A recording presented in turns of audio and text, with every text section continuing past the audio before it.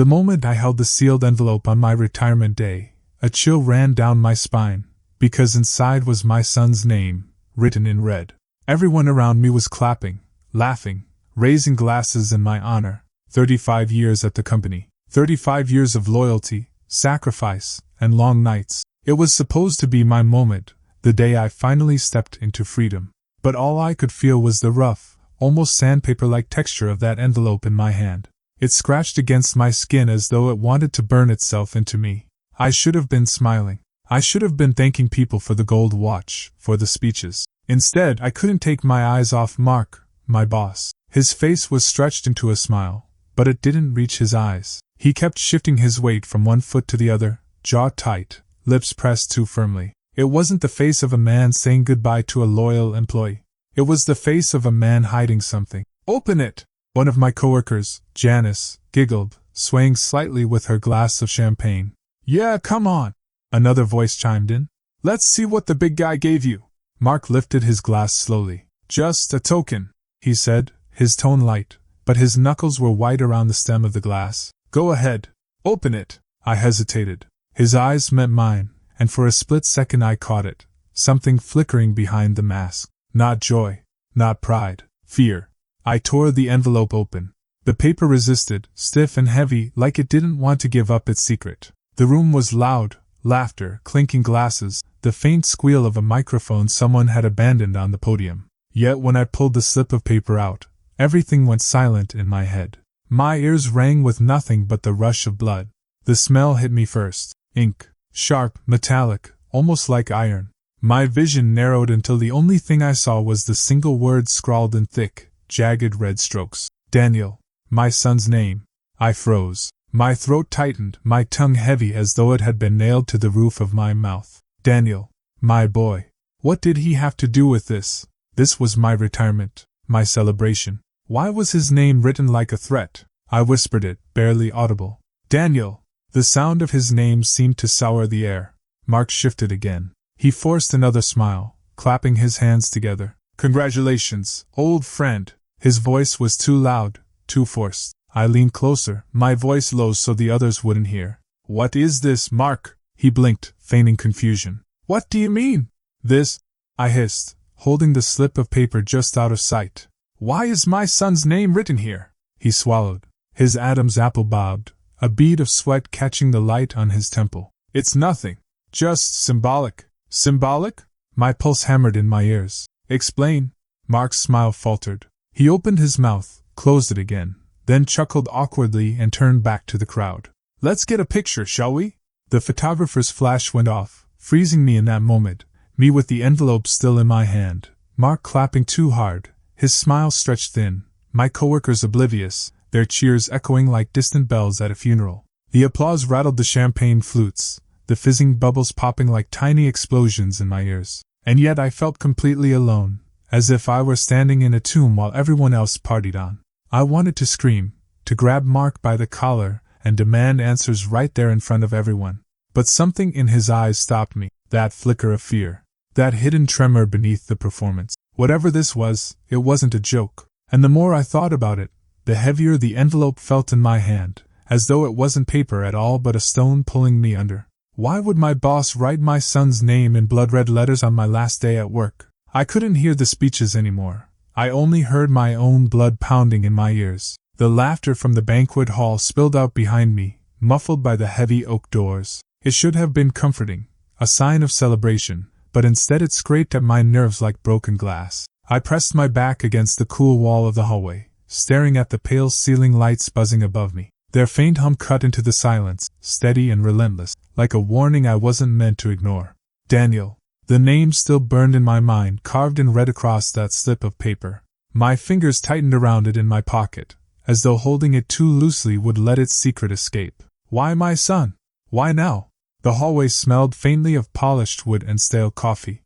The floor tiles, usually warm with the shuffle of busy feet, felt cold through the soles of my shoes, like I was walking across ice. My breath fogged the surface of a framed photograph on the wall. Employees smiling, arms slung over each other's shoulders. It looked fake now. All of it. This doesn't make sense, I whispered to myself. Why would Mark drag Daniel into this? But I already knew there had been signs. I had ignored them. I thought back, years of quick glances, pauses too long to be casual. The way Mark's jaw would tighten whenever Daniel's name slipped into conversation. "How's the boy doing these days?" he would ask, his tone flat, his eyes darting away before I could answer. I brushed it off as nothing. But now, those moments sharpened like blades. And then another memory surfaced. Uncle Robert. Not my uncle, but everyone called him that. Mark's confidant. The man who'd linger around the company's darker corners, always speaking in riddles. Once, after too many drinks at a Christmas party, he leaned toward me, his breath hot with whiskey. "Family debts, they don't disappear," he'd muttered, his lips curling into a smile that wasn't really a smile. At the time, I laughed it off. Tonight, that whisper clawed at my skull. I muttered under my breath, louder this time. "What debts? What the hell did you mean, Robert?" A shadow moved at the far end of the hallway. My chest tightened, but when I blinked, it was gone. Only the flicker of the light above, sputtering for a second before humming steady again. The air felt heavier, as though the walls had moved closer. Every creak of the building seemed amplified, the groan of a pipe, the sigh of the ventilation. My heartbeat thundered, echoing in my ears like footsteps that weren't really there. I needed answers. I couldn't let this fester in shadows and whispers. Mark had written my son's name, his hand, his ink, his secret. Whatever game he was playing, I had to confront him before the night was over. I straightened my tie, forcing my breathing into something steady. My reflection in the dark glass of the exit door looked unfamiliar, older, wearier, but with a fire I hadn't seen in myself for years. Fear, yes, but something else too. Determination. I spoke to my reflection under my breath. "No more hiding. You're going to tell me what this means, Mark?" The reflection didn't answer. It never does. But it looked like it agreed. I turned on my heel, the cold tile clicking under my shoes with each step back toward the hall. The sound of laughter grew louder, warm and oblivious, spilling through the cracks of the double doors. My hand hovered over the handle, my palms sweaty against the brass. For a moment, I imagined the scene inside, Mark laughing, glass raised, playing the role of the perfect host. Everyone smiling, none the wiser that something rotten pulsed beneath the surface. I pushed the doors open. The light and sound hit me at once. Cheers, clinking glasses, the faint tune of a band striking up again. I scanned the crowd, my pulse racing. This was it. Time for answers. But my eyes swept the room once, twice. Mark was gone.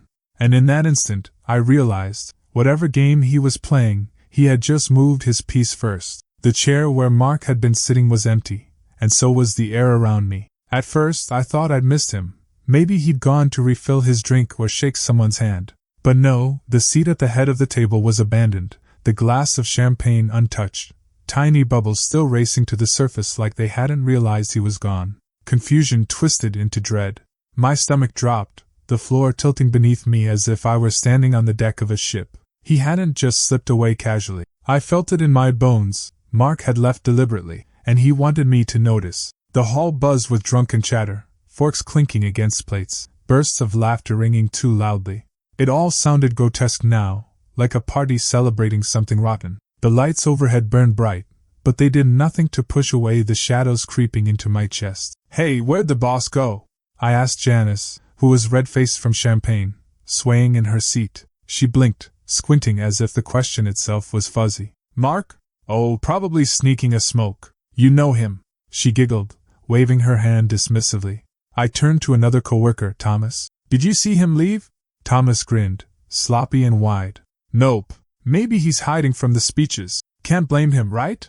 They laughed. They all laughed. But no one had seen him leave. Their drunken smiles twisted into masks. Their words bounced off me, shallow and empty. To them, nothing was wrong.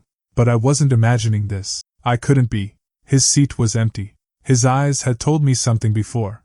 That slip of paper still burned in my pocket. This wasn't a prank. It wasn't a joke. Something had shifted. I slipped out of the hall, the heavy doors shutting behind me with a thud that cut off the laughter like severing a vein. Outside, the night air rushed over me, cold, sharp, carrying the faint metallic scent of winter. For a moment I just stood there, gulping it down like I'd been drowning inside. Then the smell hit me. Acrid, harsh, burned rubber.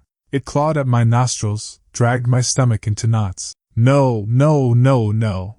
My voice cracked in the stillness. "What are you doing, Mark?" I scanned the parking lot. Rows of cars stood silent, glinting under the yellow glow of the street lamps. But at the far edge, just beyond the reach of the last lamp, movement. Mark's car. The black sedan. Its headlights cut through the dark as the engine roared, tires shrieking against the asphalt. For a split second, I saw the taillights flare, red eyes in the night. Then they disappeared into the trees at the edge of the lot, swallowed by the darkness. He wasn't running away. He was leading me, and deep down I knew it. He wanted me to follow. The night was suddenly too quiet, except for the echo of the engine fading into the distance. My breath puffed white in the cold, my hands trembling as I pulled the envelope from my pocket. It shook in my grip, the word Daniel glaring at me under the lamplight, scarlet and violent. My chest heaved, heart racing faster than my thoughts. Every nerve screamed at me to go home, to call the police, to do anything but chase him. But there was something magnetic in the pull. "You want me to follow?" I whispered into the night. "Fine, I will." I took one last look at the hall behind me. The muffled laughter still leaked through the doors, but it was distant now, meaningless noise from another world. Whatever celebration I'd walked away from, it wasn't mine anymore. This wasn't about retirement. This wasn't about 35 years of loyalty. This was about Daniel. About the name written in red. About the man who had just disappeared into the dark with answers I needed. And I did. If there was one man who could unravel this, it was the one I trusted the least, Uncle Robert. The drive home felt longer than it should have. The streetlights stretched across the windshield in pale, accusing streaks. My knuckles whitened around the steering wheel. Every few minutes, I caught myself glancing in the rearview mirror, half expecting Mark's black sedan to appear again. But the road behind me was empty, too empty. Robert's face kept intruding into my thoughts. His smile, always just a little too wide, a little too forced. The smell of his cigars, bitter and clinging, like the smoke wanted to settle into your lungs forever. He'd been a constant shadow in my family's life, never absent, never fully present, circling, watching. "Mark and Robert, damn it, what are you two hiding?" My voice cracked against the windshield, and then the memory came. A night years ago, late summer, Robert drunk on whiskey and half-burnt cigars. He had leaned toward me at the dinner table, his breath sour, and muttered, "Every family pays a price for loyalty. Maybe Daniel will be yours." I brushed it off then, laughed it away. Daniel had been just a boy. Robert had been drunk. But now, his words cut through me like knives. By the time I pulled into the driveway, the house was dark except for Daniel's bedroom window. A faint blue glow flickered against the curtains, the light of his computer screen. I stood in the doorway of his room for a long moment. He was asleep at his desk, headphones still around his neck, the hum of his PC filling the silence. His hair fell into his eyes, his hand resting on the keyboard like he'd only meant to close his eyes for a second. "God, Danny!" My throat tightened. "You don't even know!" He had no idea his name was scrawled in blood-red letters inside that envelope. No idea that Mark's vanishing act and Robert's cryptic whispers were circling him like vultures. I couldn't tell him. Not yet. Not until I had answers. If I showed him the envelope now, it would shatter him. I pulled the blanket from his bed and draped it over his shoulders. His head stirred, but he didn't wake. For a second, he looked so young again. My little boy who used to run barefoot through the yard, chasing fireflies. And now his name was a threat. The house creaked as I moved through it. Every sound seemed amplified. The tick of the hallway clock, the groan of the floorboards. Even the fridge humming in the kitchen sounded sinister, like it was keeping secrets too. I pulled out my phone, scrolling through my contacts until I landed on Robert. My thumb hovered over the call button. My pulse hammered in my throat. What the hell would I even say? I muttered to myself. "Hey Robert, remember when you threatened my son over whiskey and cigars? Care to explain?" I snapped the phone shut. I couldn't call him. Not yet. But I knew one thing. Robert was tied to this. Maybe he was the thread Mark had pulled on, or maybe he was the one pulling the strings all along. Either way, he wasn't done with me. Or with Daniel. "You wanted to play games, Robert? Fine. I'll play." I walked back to the living room, sinking into the armchair with the envelope still clenched in my hand. The paper felt heavier now, as if it carried more than just a word. As if it carried a debt. I could almost smell the cigar smoke seeping through the walls, thick and bitter, choking me in memories. And the only man who might have the answers was Uncle Robert. Robert's voice was low, almost a growl, when he finally admitted it. "Mark shouldn't have involved Daniel." I hadn't slept. By the time dawn broke, my nerves felt like frayed wires sparking in my chest. Meeting Robert was a risk, I knew it, but every road kept circling back to him. His house loomed at the end of a cul-de-sac, curtains drawn tight though the sun was already high. Walking up the cracked path felt like stepping into a lion's den. The door creaked open before I even knocked. Smoke hit me in the face, thick and bitter, like it had been trapped inside for years. He stood there in a stained shirt, hair slicked back, eyes red-veined and raw. His fingers twitched as he held the doorframe, a half-burnt cigar dangling between them. "Morning," I said, trying to keep my voice steady. Robert snorted. "Don't say morning like this is some polite visit. Get in." I stepped inside. The air was heavy, cigars, whiskey, dust. His living room looked like time had given up on it, ashtrays overflowing, blinds broken, empty bottles lined up like soldiers. He dropped into his armchair, groaning. "So, you've finally come crawling." I pulled the envelope from my jacket. My hands trembled, but I kept my expression cold. I tossed it onto the table between us. He looked down, chuckled without humor. "Mark is playing his games too early." "What does that mean?" I snapped. "It means," he muttered, picking up the envelope with 2 fingers like it disgusted him. "He's desperate. He wasn't supposed to use Daniel." "Not yet." My stomach dropped. "Not yet? What the hell are you talking about?" He leaned back, cigar smoke curling around his face like a veil. His lips twitched at the edges, part smirk, part grimace. "You really want to know? Fine. This isn't about Daniel. It's about you. About what you buried. I don't understand. You don't want to understand." I slammed my hand against the table. The sound cracked through the room like a gunshot. "Stop with the riddles, Robert. Tell me." He flinched barely, but I saw it. His jaw tightened, his hand twitched near the whiskey glass before steadying. Then the smirk returned, thin and deliberate. "You think Mark pulled your son's name out of thin air?" "No. This goes back decades. To choices you made. To debts you left unpaid." My chest burned. "I've never owed Mark a damn thing." Robert laughed, dry and hollow. "Not Mark. Me. Us. The family. You think silence is free?" I shook my head. "This is insane." He poured himself another drink, the amber liquid splashing over his knuckles. "Insane? Maybe.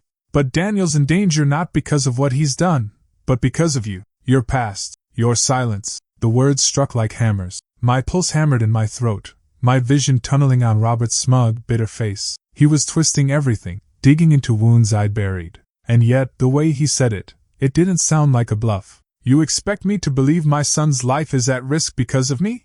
I hissed. Robert's eyes glinted. "Believe it, don't believe it. Makes no difference. The wheel's already turning. Then stop it. If you know so much, tell me how to stop it." He smirked, swirling the glass lazily. "That's the thing. You can't. Some debts don't get erased." I leaned forward, voice breaking. "If anything happens to Daniel, I swear to God." Robert cut me off, leaning closer, his breath reeking of whiskey. "Don't swear to God. Swear to me." My phone buzzed in my pocket. For a second, my mind raced. Daniel? Something wrong at home? I didn't dare look. Robert's eyes locked on mine, and I knew he'd see it as weakness. "You want clarity?" he said, his voice dropping, almost tender. "Here's clarity. Mark moved too soon. He dragged Daniel into this before the foundation was set. That makes your boy vulnerable. Very vulnerable." I slammed both fists against the table. "Enough! Stop circling and tell me what's coming." He didn't flinch this time. He just smiled, a thin, cruel stretch of lips that showed no teeth. He poured another drink, slow and deliberate, as if to remind me he held the pace of this conversation. And then he whispered the words that froze my blood. "It's already started." The note on my windshield was written in the same red ink. At first, I thought it was just another flyer, maybe some kid pushing lawn service. But the moment I saw that color, thick, wet-looking, almost bleeding across the fold, my chest locked up. My hands shook as I slid it from under the wiper. The paper was creased, damp from morning dew. I unfolded it, and the words punched me in the gut. "Keep him away or lose him forever." The letters looked jagged, impatient, the same style I'd seen in the envelope. The same threat now screaming at me in daylight. "Oh God! Daniel!" My knees nearly gave out right there in the grocery store parking lot. The world tilted. A cart rolled past me, someone's toddler whining, the ordinary sounds of life that didn't match the panic clawing at my throat. I crumpled the note in my fist, shoved it in my jacket, and forced myself into the driver's seat. My palms slipped against the wheel from sweat. I could barely breathe. The drive home was a blur of honking cars and red lights I didn't remember stopping at. Every car in my rearview felt like it was following me. Every face I passed seemed to be watching too closely. When I pulled into the driveway, Daniel was on the porch, headphones around his neck, a soda can in hand. He waved casually, like nothing in the world was wrong. "Hey, Dad. You look like hell. Rough morning?" I tried to force a smile. "Just errands." He squinted at me. "You sure? You're pale. You eat?" "I'm fine, Danny.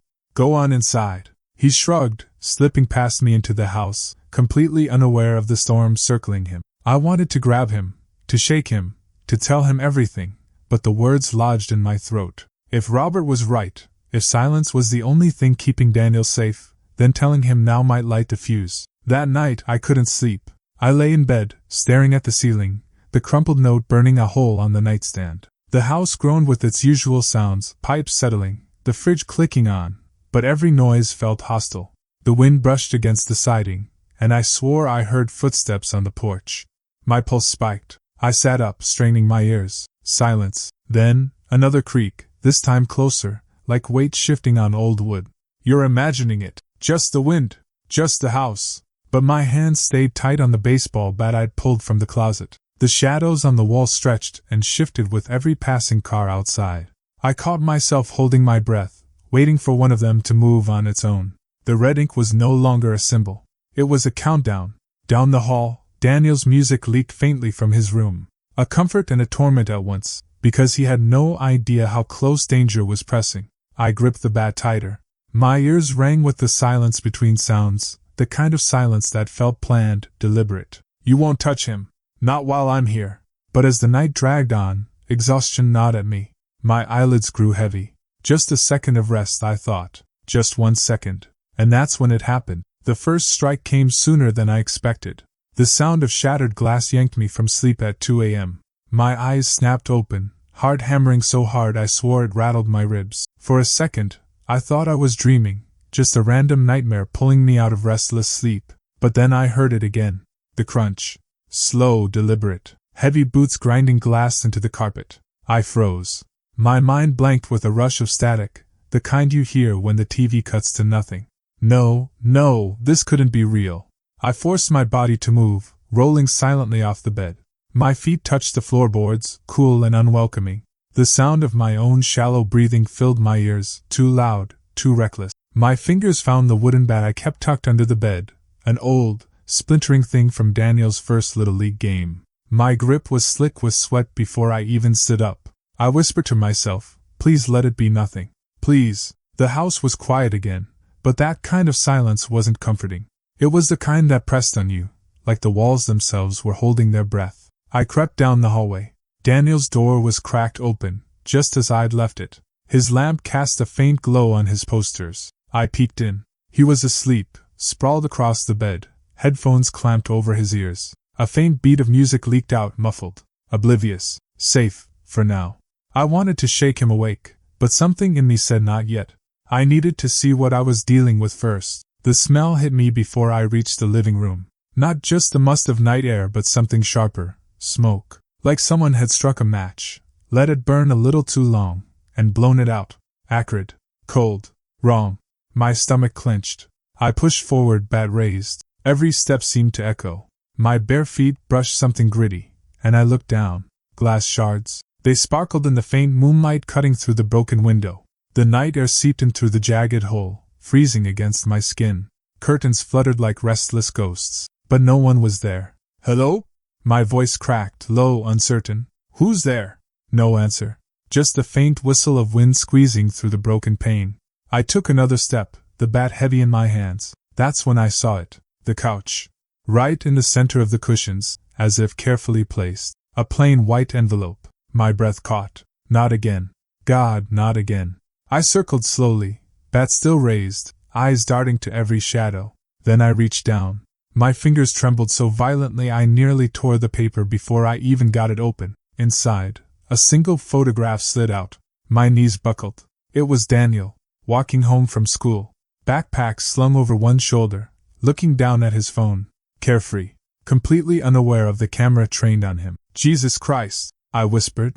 I held the photo like it was made of fire. My mind raced. They'd been close enough to take this, watching him, following him. How long? Behind me, a sleepy voice broke the silence. Mom? I spun, nearly swinging the bat.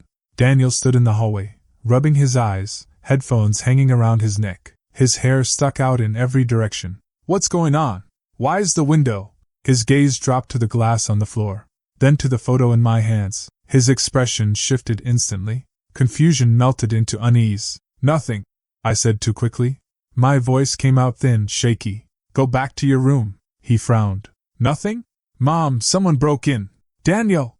I snapped, harsher than I meant. He flinched. I softened immediately. Please, just go to your room. Lock the door. I'll handle this. His eyes searched mine, wide and uncertain. I forced a steady smile, but I knew my face betrayed me. My jaw was tight, my hands still trembling. Mom, are you scared? He whispered. I swallowed. No. I'm angry. He lingered a moment longer before finally retreating. His door clicked shut, a sound that gave me a tiny ounce of relief. I turned back to the photo, my chest tight. The ink on the back was fresh, smeared slightly from my grip. Just 4 words, scrawled in the same unmistakable red. He doesn't see me. My stomach twisted. The message was clear. He was being watched. I realized the only way to protect Daniel was to face the fire I had buried decades ago. The night after the break-in, I couldn't close my eyes. Every creak of the house pulled me upright. Every gust of wind against the broken window felt like a hand reaching in. By sunrise, I knew one thing. Hiding wasn't enough anymore. If I wanted answers, I had to dig where the rot began. That meant the company, Mark's kingdom. The place I'd sworn never to return to once I cut ties. The archives smelled the same as they had 20 years ago. Mildew, dust, and that faint acidic tang of paper eaten alive by time. I pulled the chain to the overhead bulb, its weak light flickering before it steadied. Shadows clung to the corners. My stomach churned with memories I thought I'd buried. I muttered to myself, "Come on. You wanted truth. Now choke on it." The filing cabinets groaned when I yanked them open. Old ledgers, reports, payroll sheets stacked in uneven piles. My fingers blackened with soot from documents that looked half-burnt. At first, I thought it was just age. But no, the edges were charred, crisp like someone had tried to erase them with fire. Why destroy these, Mark? What were you hiding? I pulled one binder closer, coughing as a cloud of dust exploded upward. My hands shook as I flipped through. Page after page of numbers blurred together until one line stopped me cold. Transfer to R. Collins, discretionary account. Robert. My throat tightened. Robert had been Mark's right hand, the man everyone trusted, even more than Mark himself. But the transfer amounts weren't bonuses, they were cover-ups, payments, bribes. I snapped a photo on my phone, heart racing. Behind me, the door creaked. I froze, listening. Hello? My voice was barely a whisper. No answer. Just silence pressing harder than before. I shut the cabinet quickly, my pulse thrumming. Hours passed like minutes. I dug through box after box, pulling threads I wished I hadn't. Some files listed names of employees, people I remembered chatting with in the break room, who had suddenly vanished from payroll. No resignations, no severance, just gone. One name made me stagger back. Elliot Harper, I said aloud. I remembered Elliot. Sharp, loud, unafraid to speak his mind. He once cornered me in the parking lot, insisting Mark was siphoning money, swearing he had proof. I brushed him off, too afraid to get involved. Weeks later he disappeared. We all assumed he quit. But here, his name was listed under terminated, risk exposure. The pen stroke was aggressive, digging through the page like whoever wrote it wanted the word to bleed. I whispered, "Oh God, Elliot!" The guilt burned. I hadn't believed him. And now, decades later, I was staring at the ashes of his warning. Finally, at the bottom of a box shoved into the farthest corner, I found the file that changed everything. A ledger. More recent. Handwritten notes crammed into the margins. I scanned through until my stomach flipped. Future liability. Daniel Carter. Daniel. My son's name, scribbled like he was nothing but a number on a balance sheet. My breath hitched. I sat heavily on the floor, the page trembling in my hands. He wasn't just caught in the crossfire. He wasn't just unlucky. He had been marked, planned for. His existence documented as a liability to be managed. My vision blurred. I pressed my hand against my mouth to muffle the sound that clawed out of me. Rage. Terror. Regret. That's when I saw the signature at the bottom. Bold, confident, mocking. Mark. He had signed it himself. And the document was signed by Mark himself. If Mark thought I was still his pawn, it was time to prove him wrong. Fear had burned me hollow. But in the ashes, rage took root. I couldn't just sit and wait for Mark to make his move. Daniel's name in that ledger had flipped a switch inside me. He wasn't going to be their liability. He was my son, my blood, and I would burn their empire down before I let them touch him. That's when the idea struck me. If Mark played with pawns, then I'd play the queen. Robert insisted on meeting at his usual place, a sleek downtown lounge that reeked of money and arrogance. Velvet booths, glasses catching the golden glow of chandeliers, and the low thrum of jazz spilling from hidden speakers. I spotted him instantly. He was leaning back in his booth, one arm draped across the seat like he owned the world. His cologne hit me before his voice did, sharp, metallic, suffocating. "Look who finally crawled back," Robert drawled, flashing that smug grin that never reached his eyes. "I was beginning to think you had a backbone." I forced a laugh, sliding into the booth across from him. My palms sweated, but I hid them under the table. My phone, tucked inside my purse, was already recording. "Backbone? Please, Robert. I just needed time." "You can't blame me." His eyes narrowed slightly. He tapped the rim of his glass with one finger, a tick I recognized from years ago whenever he thought someone was bluffing. "Oh, I can blame you. Mark sure does. He doesn't like hesitation." The way he said Mark carried weight, like the name itself should scare me into obedience. I pretended to flinch, lowering my gaze. "What does he want from me, really?" I asked softly. Robert smirked, leaning in. "What he always wanted. Control. And if that means squeezing you, so be it." He chuckled, the sound low and careless. "You should be grateful. He could have cut you off years ago. Instead, he's been generous." I tilted my head. "Generous? Calling Daniel a liability is generous?" The smirk faltered, just a crack, before he masked it with another sip of his drink. "Loose lips, sweetheart," he said, wagging a finger. "You wouldn't want your boy to get caught in the crossfire." I clenched my fists beneath the table. "Keep talking, you bastard." I steered the conversation like a knife, subtle but precise. Every question was bait, every pause a trap. "So what's the price this time?" I asked. "Mark always talks in riddles, but you've got the details." Robert puffed up, ego swelling like a balloon. He loved being the man with secrets. He lowered his voice, savoring the drama. "The price is simple. Stay quiet. Do what you're told. And Daniel," he let the word hang, smiling, "will be fine, for now." My stomach twisted, but I leaned forward, feigning desperation. "For now? What do you mean?" He laughed, tossing back the last of his drink. "You worry too much. Kids are resilient." While I danced with Robert's words, I worked on Daniel. At home, I coached him gently, never revealing too much. "Don't change your route to school without telling me," I'd say. He'd frown. "Why? What's going on?" "Just humor me. Trust me." Sometimes he'd push. "Mom, is this about Dad? About the past?" I couldn't answer. Instead, I'd put a hand on his shoulder, meeting his eyes. "It's about keeping you safe. Can you do that for me?"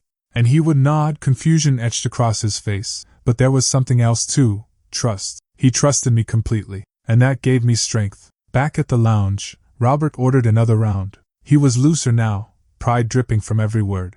I asked about Mark again, pretending to admire his power. "Doesn't it bother you?" I pressed. "Always cleaning up after him?" Robert barked a laugh. "Clean up? No. I direct him. Mark's a visionary, but he's volatile. He needs me." I raised a brow. "Volatile?" He smirked, swirling his glass. "Mark can't control himself much longer." And then Robert slipped. "Mark can't control himself much longer." The night before everything broke, the house was too quiet, almost expectant. It was the kind of quiet that presses on your ears, thick and heavy, like the calm before a storm. I kept checking the clocks, watching the second hand twitch like it was afraid to move too fast. Daniel's questions had sharpened over the last few days, little knives probing me for truth. I knew I couldn't hold him in the dark forever. Keeping secrets felt like building a wall between us. Every brick I laid made me smaller. I sat him at the kitchen table under the yellow lamp. The light made the dust float like tiny ghosts. The house smelled faintly of lemon soap and the stale coffee I'd forgotten to throw away. My hands curled around my mug until the ceramic bit into my skin. "Danny," I started, forcing my voice steady. I need to tell you something. Not everything, just enough. He looked up, eyes big, pupils dark. Is this about work? About you? Sort of, I said. About people I thought I knew. People who aren't who they seem. His fingers drummed on the wood, nervous, tiny taps that sounded like rain on the window. The temperature had dropped. My breath fogged when I spoke. Outside, a distant school bus hissed by, and the street lamp buzzed like a trapped bee. Mark's involved, I told him. And Robert. He flinched. Mark? The guy from your office? Why does he care about me? I don't know everything.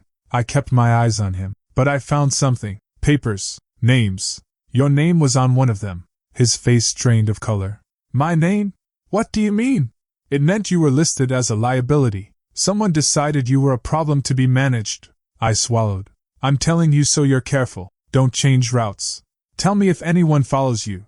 Trust no one you don't already trust. The words felt clunky, like pulling splinters out with my voice. He blinked hard, jaw working.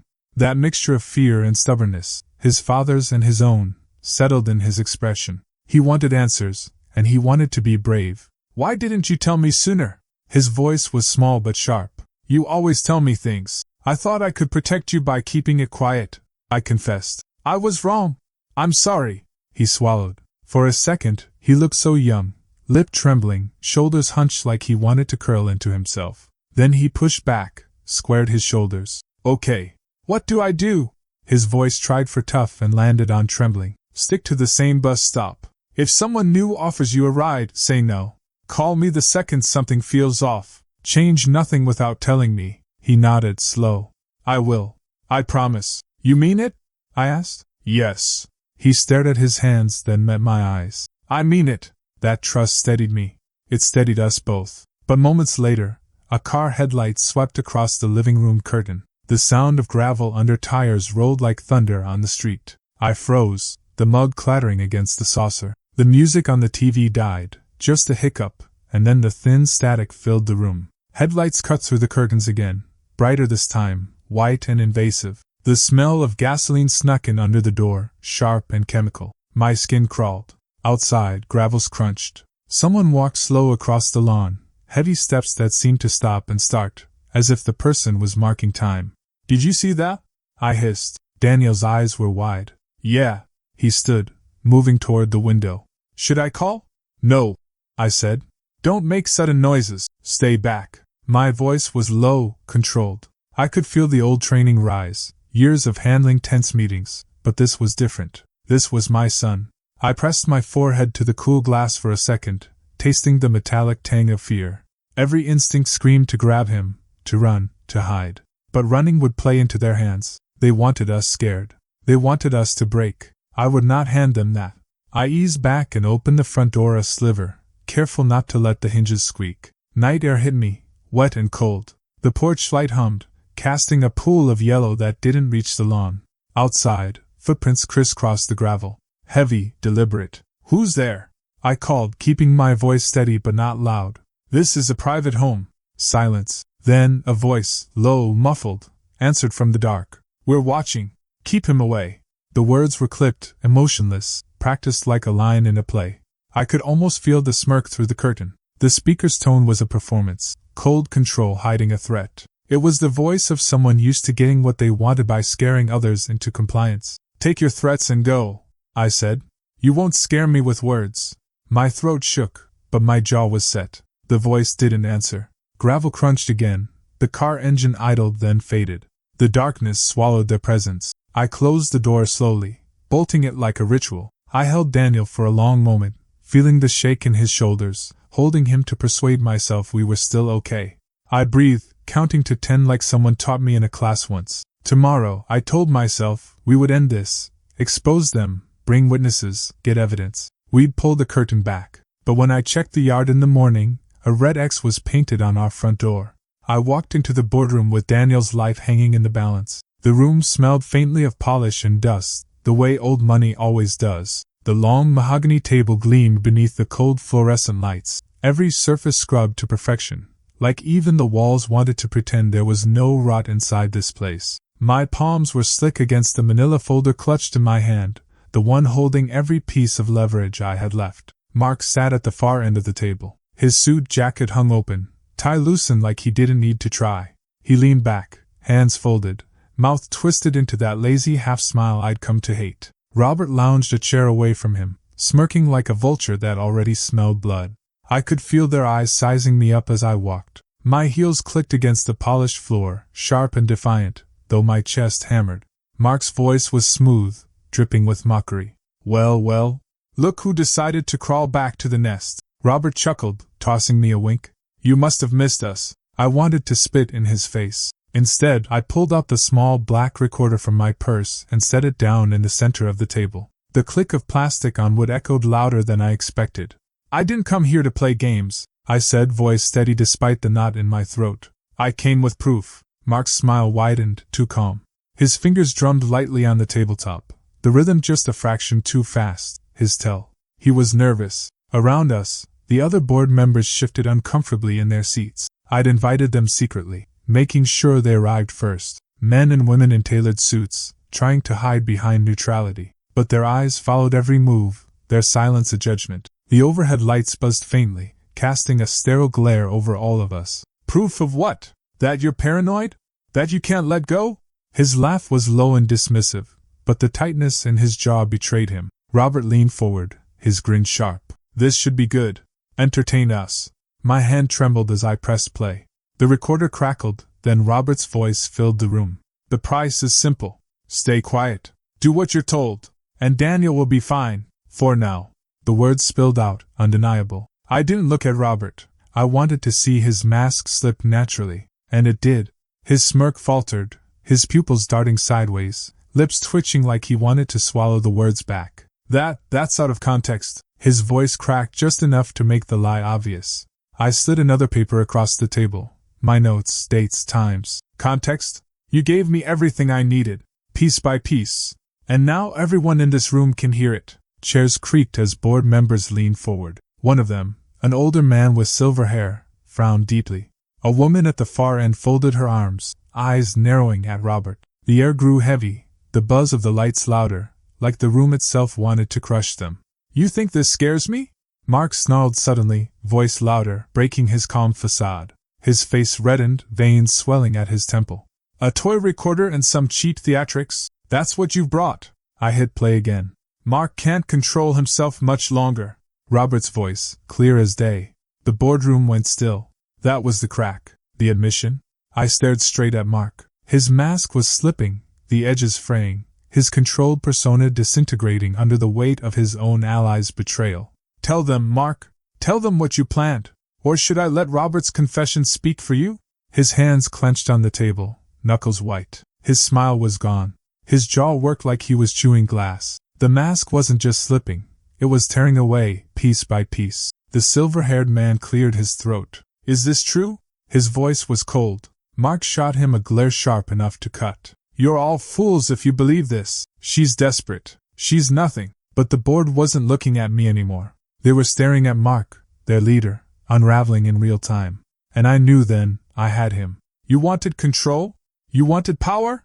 Well, here it is. Everyone sees you now. Not the mask. The truth. Robert shifted, sweat blooming at his hairline. His smirk was gone completely, replaced with a twitching frown. His hand tapped against the chair leg under the table, nervous, jittery. Mark's breathing grew harsher, his chest rising and falling too fast. He tried to speak, but the recording drowned him out. His own words, Robert's admissions, his empire crumbling from within. He slammed his fist against the table so hard the glasses rattled. The sound made one of the women at the end jump. You think you've won? His voice was guttural, raw. You think this ends with you walking away? The rage in his eyes was feral now, no strategy left, no performance. Just a man cornered, dangerous, ready to tear the room apart. And then, with a roar, Mark lunged across the table. The man I once called my boss now looked like a beast cornered. His fist slammed against the polished boardroom table, rattling the water glasses. The gleam of fluorescent lights made the sweat on his forehead glisten, his once controlled mask cracking piece by piece. Inside, my chest pounded. This was it. The moment he lost control in front of everyone. You think you can humiliate me? Mark roared, his voice ricocheting off the walls. Robert flinched but forced a shaky smirk. Calm down, Mark. Mark spun on him so fast I thought he'd strike. His jaw clenched, lips curled back like an animal ready to bite.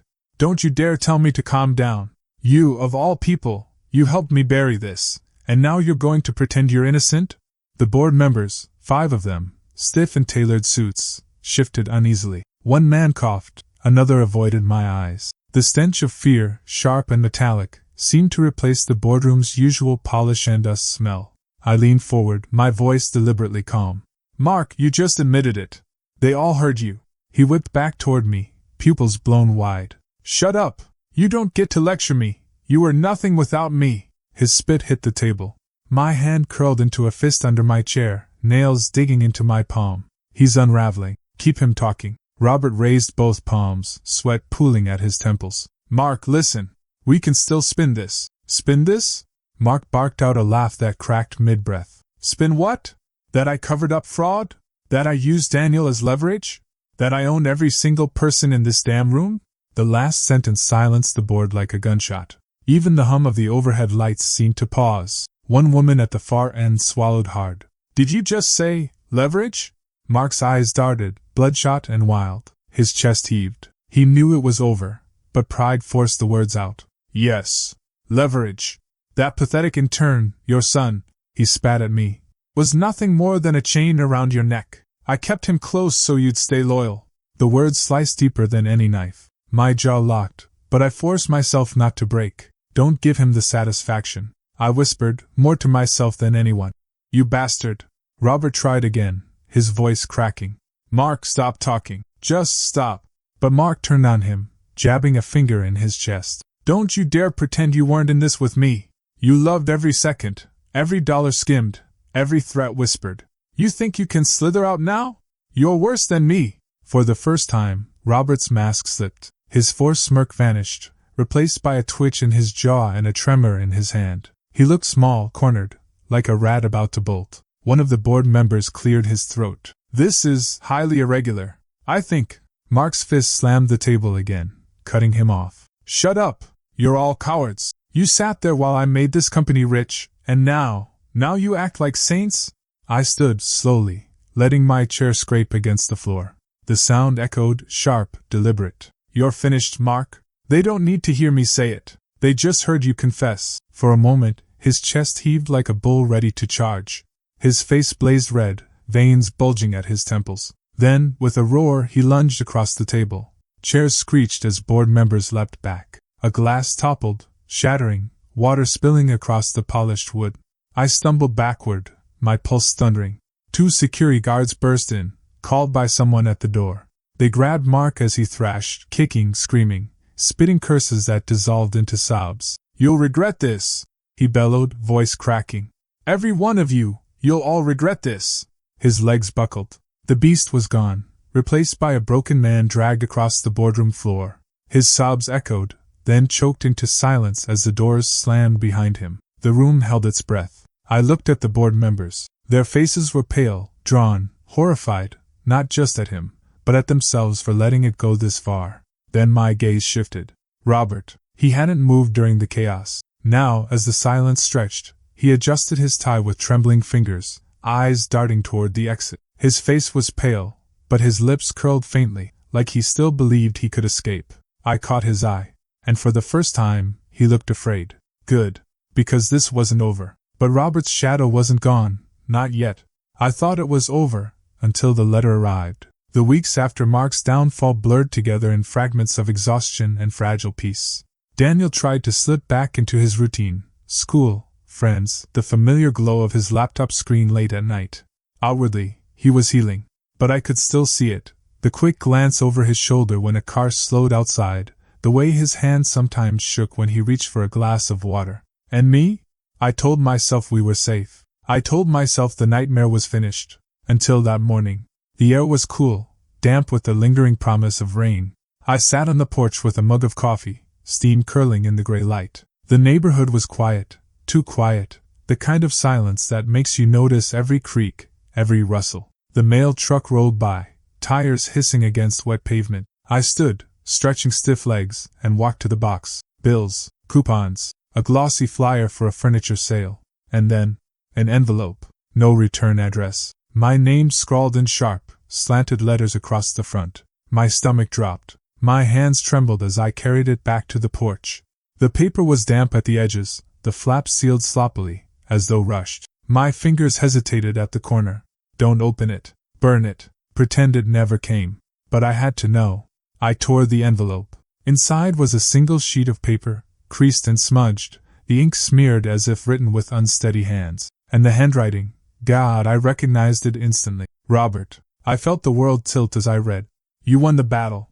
But your son is still mine. The words punched the air from my lungs. The paper trembled between my fingers. Still mine. Mom? Daniel's voice drifted faintly from inside, casual, unaware. The click of his keyboard followed, a small, ordinary sound that suddenly felt terrifying. I swallowed hard, forcing my voice steady. Yeah? You okay? Fine. I lied too quickly. Silence stretched. Then his chair squeaked, as if he'd leaned back. You sure? You sound weird. I'm fine, sweetheart. Just the mail. The lie burned my throat. I stared at Robert's words again, the ink dragging across the page like a threat etched into my skin. Why now? He had slipped away the night Mark fell apart. I thought he'd vanish into whatever shadows men like him always slither back to. But he hadn't. He was watching, and he wanted me to know it. My grip on the letter tightened until the paper crumpled. I could almost hear his voice mocking me, smooth and venomous. I whispered into the empty porch. What do you want from us? The only answer was the distant drip of rain from the gutter. Daniel stepped into the doorway, hair messy, hoodie hanging loose around his shoulders. He blinked at the sight of me clutching the paper. What's that? I forced a smile that felt brittle. Nothing important. Go back inside. He frowned. His eyes lingered too long. He wasn't fooled, not entirely. But after a moment, he nodded and disappeared back into his room. The faint sound of his keyboard resumed, and I sat frozen, staring at the crumpled threat in my hands. Robert hadn't just sent me a message. He'd planted a shadow inside this house, a reminder that safety was an illusion. My pulse hammered as I imagined him out there, watching from a parked car, waiting in a corner of the grocery store, listening when Daniel laughed with his friends. He wanted me paranoid. He wanted me afraid. And it was working. I closed my eyes, inhaling the damp air. The smell of rain, once clean and calming, now felt heavy, suffocating. I should have felt victorious after everything. Mark was gone, exposed, destroyed. But the war hadn't ended, it had shifted. Because Robert was still out there.